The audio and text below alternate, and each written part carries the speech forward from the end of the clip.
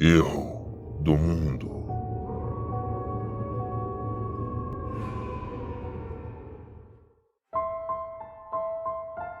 Concebido por nenhum pai e concebido por nenhuma mãe, o junco saiu do meio da tempestade. Provérbio sumério.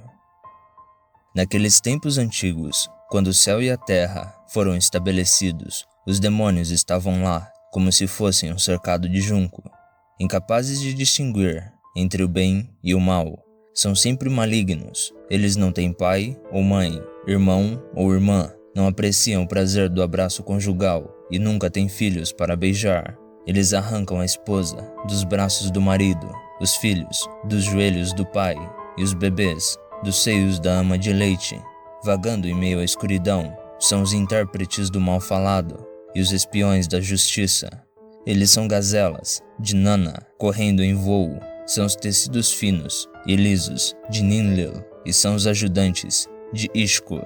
Eles amontoam o linho e a cevada e, como animais selvagens em fúria, descem como uma tempestade em uma terra rebelde, odiada por Nana. Eles ficam deitados durante todo o dia, mas durante a noite entram nas casas e se aconchegam ao lado da cama. Durante a calada da noite curta, espiam rua após rua e entram em casa após casa. Eles são falastrões que respondem aos outros falastrões. Eles procuram palavra com uma mãe e respondem a uma grande senhora. A aparência dos demônios sumérios varia bastante, pois eles têm a habilidade de metamorfose, podendo assumir desde uma forma animal até fenômenos da natureza. No mito que nomeei como o sonho e a morte de Dumuzid, eles são descritos como aqueles que vêm atrás do rei. São uma turma heterogênea, não comem, não bebem, não aceitam presentes ou oblações, não têm esposas ou filhos e não gostam do sabor forte do alho. Assim vemos que alguns demônios são grandes e outros pequenos. Uns são sábios e vigorosos, já outros nem tanto. Alguns costumam ter uma aparência fantasmagórica, enquanto que outros são sólidos, podendo portar cedros e armas. A maneira como assediam a humanidade também varia, dependendo de sua classe. As classes de demônios, assim como as classes de deuses, não são bem estabelecidas, mas existem algumas conhecidas. Os Din-Me são demônios masculinos, e as Din-Mea são demônias femininas, que invadem as casas durante a noite e perturbam o sono das pessoas. Os demônios Udug servem ao deus Nergal, o deus do submundo, e não perdoam ninguém. O deus Nuska, o emissário celestial de Enlil, o deus do ar e dos ventos, já foi chamado de demônio Udug, do Ekur. No caso, Ekur é o templo de Enlil. Os demônios Namtar servem ao deus quetônico Namtar. Eles invadem o corpo dos seres humanos durante a noite e causam doenças físicas. Os demônios Mashkin invadem o corpo dos seres humanos e perpetuam o mal.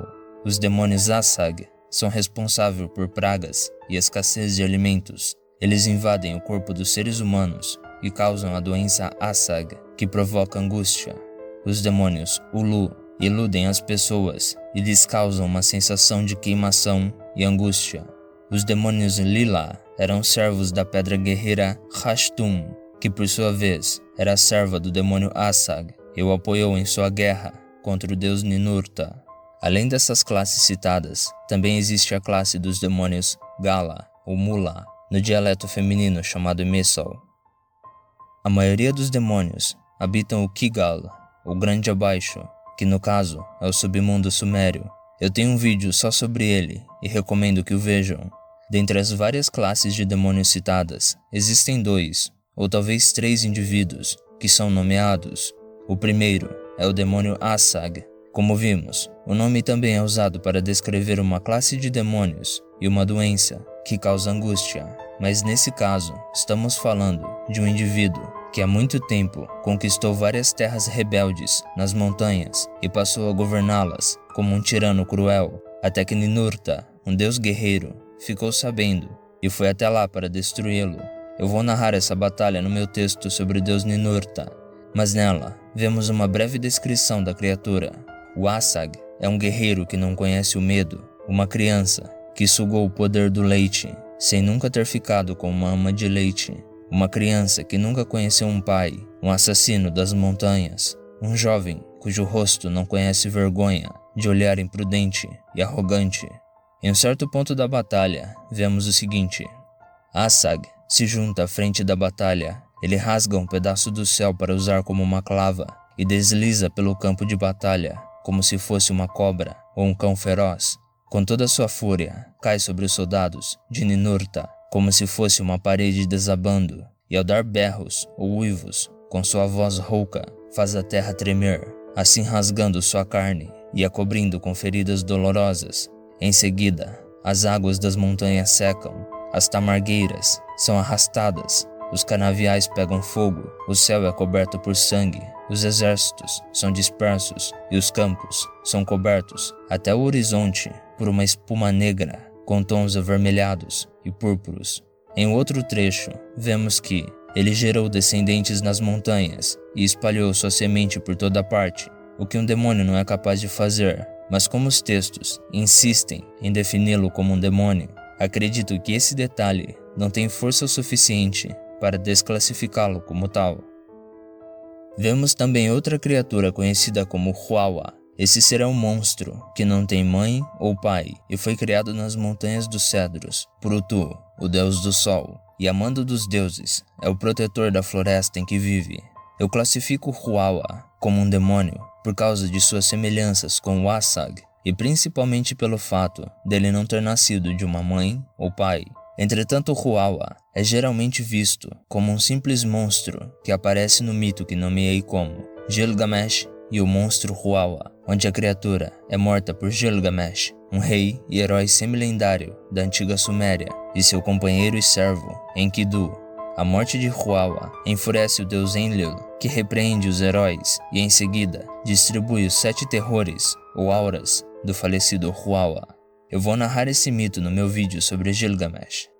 Um outro ser que às vezes é entendido como um demônio é o próprio deus Namtar, um deus quetônico, filho de Ereshkigal, a deusa do submundo, com deus não identificado. Namtar é marido da deusa quetônica Hush-Bisag e junto com os seus demônios Namtar, que não têm mãos ou pés e são adequados para a noite, cai sobre a humanidade como um pássaro de tristeza. Pessoalmente, eu não classifico Namtar como um demônio, pois ele não se encaixa no pré-requisito de surgimento espontâneo, além do fato de que praticamente todos os demais deuses podem controlar uma ou outra classe de demônios, os fazendo atuar não só como trazedores de desastres e doenças, mas também como ajudantes, protetores e até guardiões.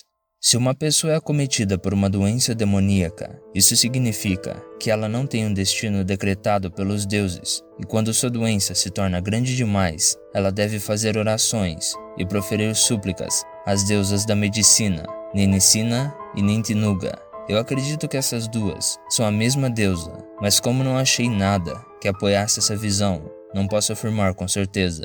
É dito que Nintinuga é a única capaz de diagnosticar as intenções do virulento demônio Asag e verificar os ossos das pessoas. Ela examina os nervos da vida e os nervos da morte e conforta suas respectivas articulações.